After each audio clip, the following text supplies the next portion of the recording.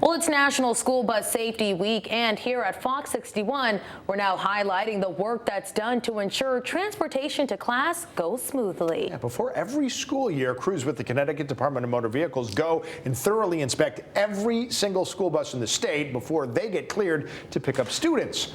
Fox 61's Bridget Bjorlo shows us that process. This is National School Bus Safety Week, and we are making sure the kids stay safe as they go to and from school. So joining me right now is Sergeant Jacqueline DeVore with the Connecticut Department of Motor Vehicles, and you inspect these buses on the regular to make sure they're safe for our kids.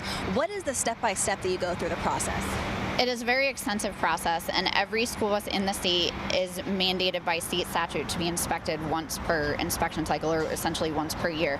And it is an extensive process from the SOS lights to the stop semaphore to the cross gate, to a walk around outside the bus for labeling, to inside checking of seats and emergency exits, and then an underneath check of the bus from major mechanical components such as brakes, tires, axles, drive shaft loops, exhaust. Just a bumper-to-bumper thorough safety check. Why is it so important to be this thorough? Because these are children that are riding to and from school, and when parents put them on the bus, they are trusting that their children are getting to and from school safely, and they are our future, and we want them to drive safely. We just want to enhance safety, right, and prevent any accidents that can be preventable and avoidable. Absolutely, and that is part of our inspection process to keep safety up. Safety is obviously paramount, and hopefully our inspection is a preventative to avoid school bus accidents. Can you show me something you do to inspect the school buses? Absolutely. So we'll start on the dash. Can you do your left turn signal? Right turn signal? Hazards? Good. Bottoms and backs. Seat bottoms and backs. I also, while I am here, I'm going to open the rear emergency exit door from the interior as well. It does lock out.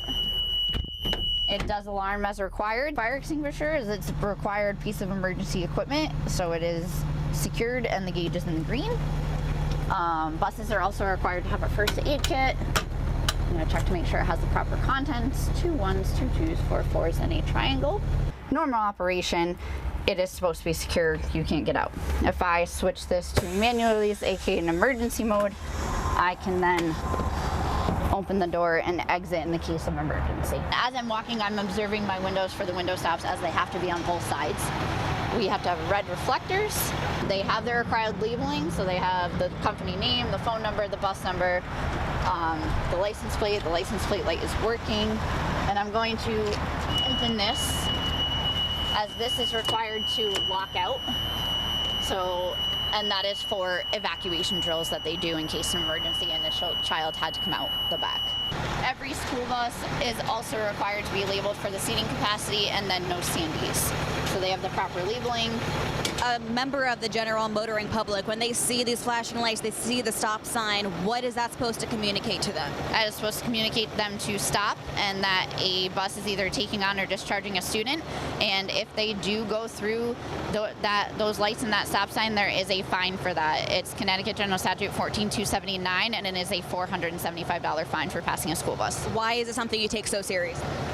Because it's children's lives are at stake here, and we don't ever want to see a fatality to anyone, nonetheless a child. And speaking of school bus safety, if you catch someone ignoring school bus stop signs, police in East Windsor want you to snatch a picture or video. The department says most incidents happen from South Main Street to Windsorville Road. Officers tell us the current school buses don't have exterior cameras, making it harder for police to catch violators. So officers say if you catch someone in the act, you can send it to them. You can call their non-emergency line at the phone number on your screen.